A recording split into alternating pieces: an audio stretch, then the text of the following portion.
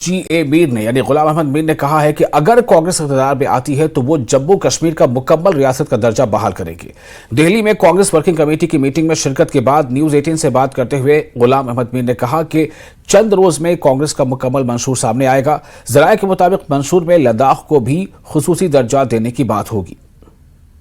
सदस्य जी मीर साहब, सर आज कैसी मीटिंग रही? मैनिफेस्टो फाइनलाइज होना था। नहीं, ये तो ड्राफ्ट मैनिफेस्टो को लेकर सारे साथियों का चर्चा होना था। उनको ड्राफ्ट दिखाया गया, पढ़ा गया, और अगर किसी के मन में कोई सुझाव है, उसमें ऐड करना है या किसी तरह से भी अपनी बात रखनी है, उसके लिए जिनको मौका मिला वहाँ पर उन्होंने बोला। जिनको नहीं मौका मिला हो उनको कहा गया कि आप लिख के भेज दीजिए, और वो चीज़ उसमें इनका। राहुल गांधी जी ने 5 गारंटी दी हैं। क्या ऑलरेडी कांग्रेस की गारंटी है? 5 गारंटी सबसे बड़ी एलोबरेटिव चीज़ है, न्याय की गारंटीज़, तो उसी को लेकर हमने आगे जाना है।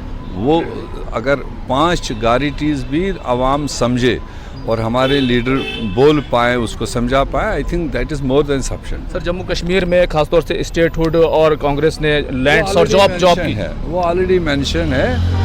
जो नेशनल मैनिफेस्टो में जो जगह होनी चाहिए और जो खुसूसी चीज़ें हैं वो मेंशन होगा उसमें, जो कांग्रेस की कमिटमेंट है। जो हमारा 6 अगस्त 2019 का जो हमारा वर्किंग कमेटी का रेजोल्यूशन है, वो कॉन्स्टेंटली तब से कांग्रेस उसकी नुमाइंदगी करती है कि जम्मू कश्मीर को अपना फुल स्टेटहुड मिलना चाहिए।